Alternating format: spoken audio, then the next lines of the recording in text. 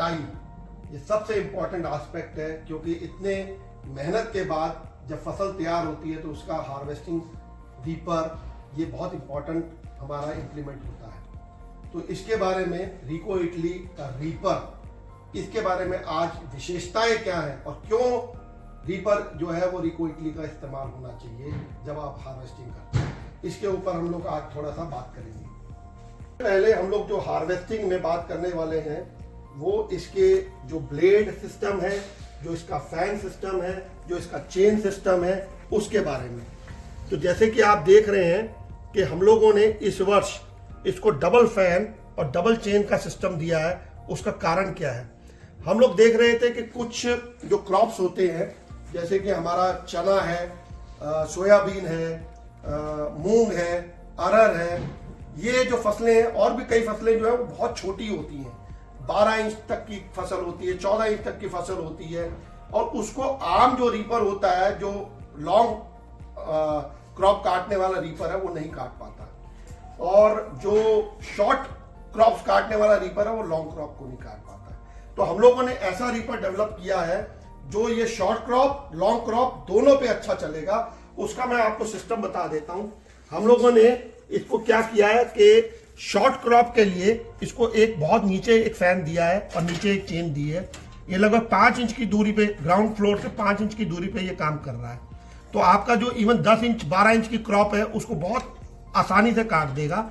उसके लिए क्या करना है, अगर सिर्फ शॉर्ट क्रॉप पे इस्तेमाल करना है तो हमने ये अपना जो ऊपर का फैन है ये हमने पोर्टेबल सिस्टम दिया है। यहाँ से कोई सिर्फ खोलने, नट बोल्ट खोल के इसको निकालना है, फैन को निकालना है, और ये हमारा नीचे का फैन रह जाएगा, और ये शॉर्ट क्रॉप के ऊपर बहुत अच्छा काम करेगा। इवन 10 इंच की 12 इंच की शॉर्ट क्रॉप भी होगी तो उस पर भी काम करेगा।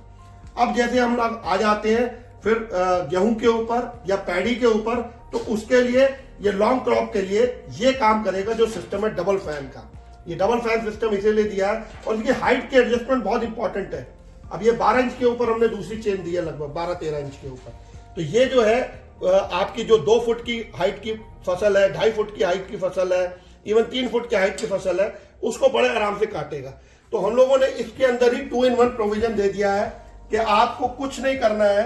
आपको अब एक ही रीपर के अंदर, चाहे वो लॉन्ग क्रॉप हो चाहे शॉर्ट क्रॉप हो, ये बहुत अच्छा तरीके से काटेगा। ये आपने देखा होगा यहाँ जो फैन है, ये ऑफकोर्स इसमें प्लास्टिक क्या इस्तेमाल होना है ये बहुत इंपॉर्टेंट है, और इसको यहाँ पर हमने लाइट दिया है, थोड़ा सा यहाँ पर हैवी फैन दिया है। उसका भी एक रीजन है। ये सब टेक्निकल रीजन है जो लोगों को नहीं पता होते, लेकिन हम लोग क्योंकि बहुत अरसे से लगे हुए हैं, 30 सालों का हमारा तजर्बा है, वो हम लोग बताते हैं कि इस तरह से हमने करना है। इसका भी एक रीजन है। और इसको आप देखिएगा, फैन जो है उसका बहुत बड़ा रोल होता है, क्योंकि वो स्मूथली लेके जाता है चेन के साथ और जाके यहाँ पर सतरी लगाता रहता है। फसल बिल्कुल कटाई के अंदर एकदम स्मूथ सतरी लगती रहती है, और इसकी वजह से कोई फसल में उलझती नहीं है और खराब नहीं होती है, दाना भी खराब नहीं होता। चेन का फायदा क्या है? डबल चेन से और डबल फैन से एक और फायदा है कि ये जिस तरह से क्रॉप को प्रोटेक्ट करती है, ये डबल कवर आ गया, और ये बहुत तेजी से जो है फसल को निकालेगी। इससे प्रोडक्शन बढ़ जाएगी आपकी, और जो स्पेशली जो क्रॉप है, जैसे हमारी वीट की क्रॉप है या पैडी की क्रॉप है, वो उसमें वेस्टेज बहुत कम होगी। एक जो सबसे बड़ा फायदा होता है ये छोटे रीपर का, जो 4 फीट का, हमारा ये 4 फीट का रीपर है। अब ट्रैक्टर के रीपर आते हैं वो 7 फीट के, 8 फीट के आते हैं। उसमें क्या होता है, आपकी फसल की वेस्टेज बहुत होती है, क्योंकि लंबा डाया होता है, और जिस तरह से फसल काटते हैं हम लोग, उतना लंबा लेके जाने के अंदर फसल का जो दाना है या जो झड़ती है क्रॉप, उससे जो है फसल का बहुत नुकसान होता है। इसके अंदर फसल का नुकसान लीस्ट है, और इसको प्रोटेक्शन हम लोगों ने इतना दिया हुआ है कि इससे बहुत बढ़िया जो है फसल की कटाई होती है।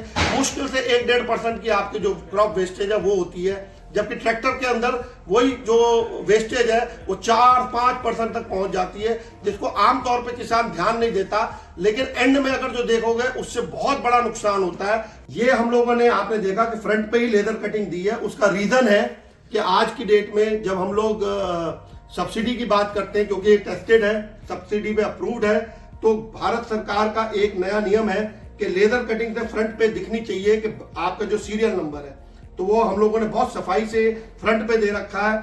और यहाँ पर हमारी प्लेट भी आ जाती है, जो स्पेसिफिकेशन प्लेट है, ये भी रिफ्टिंग होनी चाहिए। ये भी भारत सरकार की तरफ से ही हमारे पास जो है प्रोविजंस है, तो ये हम लोग सब करके देते हैं ताकि आपको सब्सिडी के अंदर कोई भी प्रॉब्लम नहीं आएगी, दिक्कत नहीं आएगी।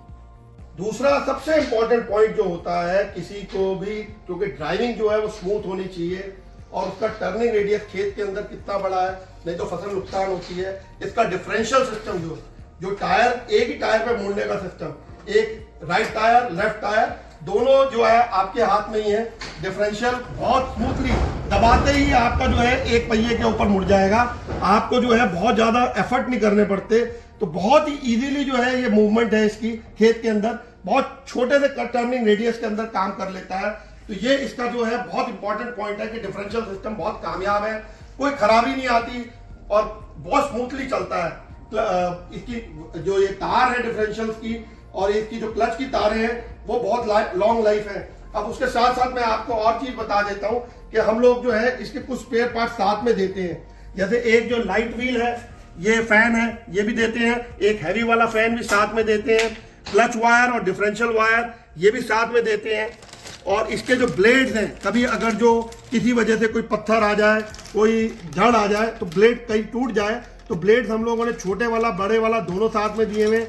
चेन के लॉक हमने साथ में दिए हुए, अगर जो चेन किसी वजह से कोई एकदम झटका लगता है तो टूट जाती है, तो चेन के लॉक भी हम लोग साथ में देते हैं ताकि आपको कहीं भागना नहीं पड़ेगा खेत छोड़ के। क्योंकि ये जो है जब खेती चल रही होती है बहुत इंपॉर्टेंट है, उस वक्त आपका टाइम, उस वक्त 10-10, 15-15 मिनट का वेस्टेज भी बर्दाश्त नहीं होता है, तो वो हम लोग जो है सारी चीजें साथ में देते हैं ताकि जो भी चीज टूट जाए आपकी तो वो आपके पास होनी चाहिए उस वक्त। अब इसकी एक और मेन बात मैं आपको बता देता हूं, जो प्रॉब्लम कह लीजिए या जो इसके एडवांटेज है वो कह लीजिए कि वो है किराया।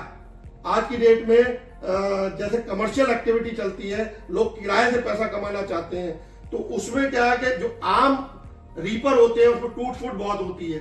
अब टूट फूट होने की वजह से वो किराए पे उसको एडवांटेज नहीं होता, इससे कोई टूट फूट नहीं है। इसकी सबसे बड़ी बात ये स्टेबल है, तो टूट फूट ना होने की वजह से जो किसान इसको खरीदता है वो किराए से भी कमर्शियल एक्टिविटी भी कर लेता है और पैसे भी अच्छे कमा लेता है और अपने आसपास खेतों का और किसानों का भला भी कर देता है, क्योंकि उनकी फसल की कटाई भी टाइम पे हो जाती है। आप देख रहे हैं कि इसका हैंडल सिस्टम, एक ये लॉन्ग हैंडल है। कई मॉडल्स में हम लोगों ने देखा है कि वो जो हैंडल है उसके जो इंजन होता है वो आगे की तरफ होने की वजह से वो हैंडल पे जोर पड़ता है, जब हम चलाते हैं कंधे दुखते हैं। इसका इंजन का सिस्टम पीछे लिया हुआ है, इसको स्टेबिलिटी दिया हुआ है और लॉन्ग हैंडल दिया है।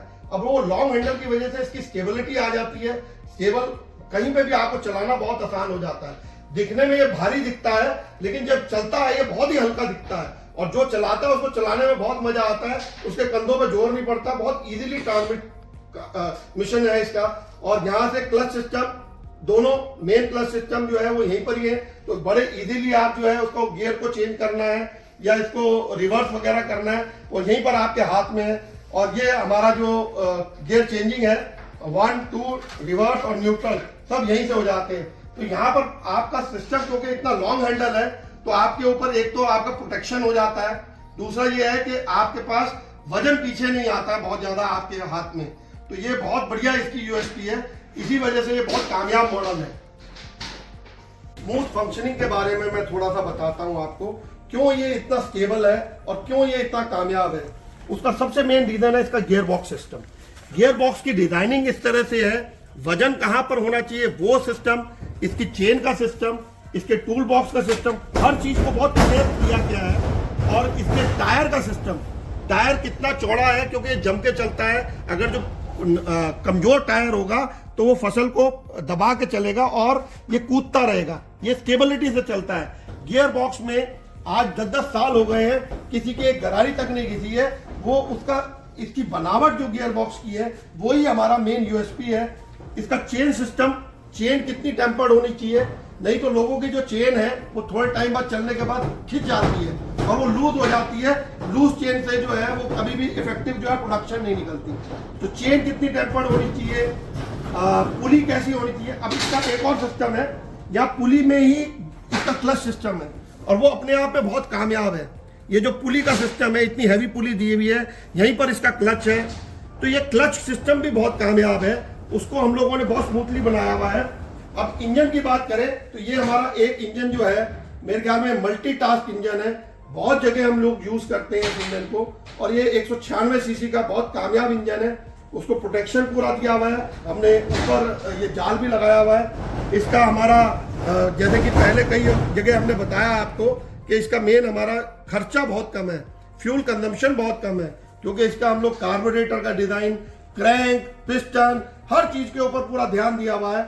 और इसका लोड कैसे खींचना है, कोई वियर एंड टियर नाम की चीज ही नहीं है। कई 10 साल हो गए लोगों को, इंजन में कोई प्रॉब्लम नहीं है। इंजन की जो ये इवन छोटी छोटी सी चीजें हैं वो हम लोग ध्यान देते हैं।